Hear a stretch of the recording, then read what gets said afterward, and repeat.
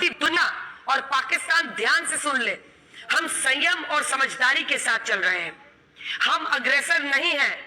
पहलगाम का आतंकी हमला किया, हमने आतंकी ठिकानों को नेस्तनाबूद किया और वो शर्मनाक तरीके से रिहायशी इलाकों को 2 रातों से टारगेट कर रहा है हमारे सिस्टम्स, लेकिन संयम समझदारी के साथ उसको नाकाम और विफल कर रहे हैं। जनरल मैस बिल्कुल अंजना, देखिए भारत एक बहुत संयम के तरीके से सारा काम कर रहा है। हम एग्रेसर नहीं है। एग्रेसर हमेशा पाकिस्तान रहा है। उसकी हिस्ट्री ये बोलती है 48, 65, 71 कारगिल, ये सब उसने एग्रेशन किया। उसके बाद उसने नो कॉस्ट ऑप्शन चुना, वो था टेररिज्म का, जो करते आ रहे हैं पिछले 35 सालों से। और भारत ने कभी एग्रेशन नहीं दिखाया है, बल्कि हमारे प्रधानमंत्री ने इनको बुलाया था, नवाज शरीफ और कंट्रीज के अपने उद्घाटन पे जब ये में बने थे। उसके बाद प्राइम मिनिस्टर लाहौर भी गए ये नवाज शरीफ को मिलने। हमने तो अच्छे इनिशिएटिव लिए हैं और पाकिस्तान को हमेशा मदद दी है। और इनके जो एक और दोस्त है तुर्की है, उनको भी मदद दी थी जब अर्थक्वेक आया था।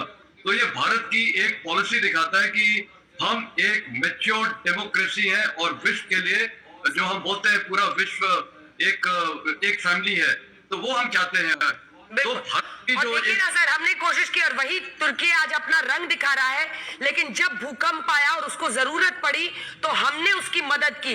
भारत यही है, एक महान देश जो आगे की सोचता है और जो विश्व में 5वां सबसे बड़ा मुल्क अगर बना है तो इसलिए क्योंकि वो आगे की देखता है। और जो जो आतंक में फंसे हुए ये मुल्क है वो अपनी बर्बादी की कहानी खुद ही लिख रहे हैं। हमारे साथ बहादुर सिंह हमारे साथ जुड़ गए हैं। COAS हो, पिचोरा हो, हमने तमाम जो अपने एडी गन्स का इस्तेमाल किया है, समर का इस्तेमाल किया है। इंडियन एयरफोर्स ने कहा है जितेंद्र कि हम संयम समझदारी से काम कर रहे हैं, उसके साथ कदम उठा रहे हैं। और बिल्कुल एयरफोर्स की तरफ से आधिकारिक जानकारी दिया गया और ये कहा गया है कि हमारी सीमाओं में जिस तरीके से घुसने की कोशिश पाकिस्तान की तरफ से किया गया उसका हर एक जवाब दिया गया है। और आपको बता दें कि पाकिस्तान ने जिस तरीके से कल रात में ताबड़तोड़ उसकी तरफ से हमला किया गया, भारत के एयरफोर्स की तरफ से कहा गया है कि हम संयमित तरीके से उनको जवाब दे रहे हैं और लगातार ऐसे ही जवाब दिया जाता रहेगा, क्योंकि पाकिस्तान ने। नमस्ते अंजना दीदी जी। देखो ये अंजनी है ना, अंजनी है ना जी। हाँ सही। तो पाकिस्तान की हिमाकत थी, उसको भी वो तोड़ जवाब दिया। इसके साथ ही अब थोड़ी देर बाद बैठक होने जा रही है। अंजना, रक्षा मंत्री राजनाथ सिंह तीनों सेनाओं के प्रमुखों के साथ बैठक करने जा रहे हैं।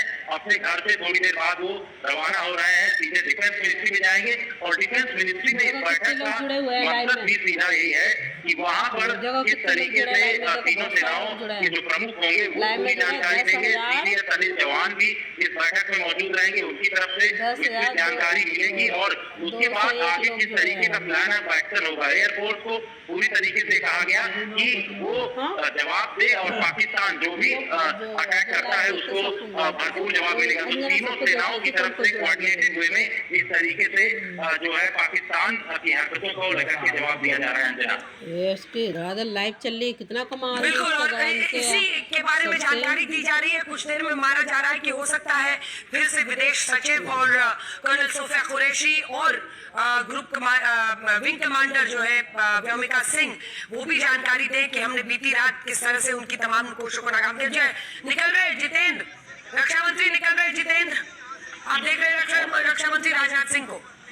बिल्कुल बिल्कुल, रक्षा मंत्री राजनाथ सिंह जो है अपने घर से रवाना हो चुके हैं अंजना। और तीनों सेनाओं के प्रमुखों के साथ रक्षा मंत्री राजनाथ सिंह बैठक करेंगे, इस तरीके की जानकारी मिल रही है। अभी अभी अपने घर से रवाना हुए हैं और डिफेंस मिनिस्ट्री में जाकर के उनकी ये बैठक होगी, उच्च स्तरीय बैठक। इस बैठक का सीधा मकसद ये है कि जो कल रात से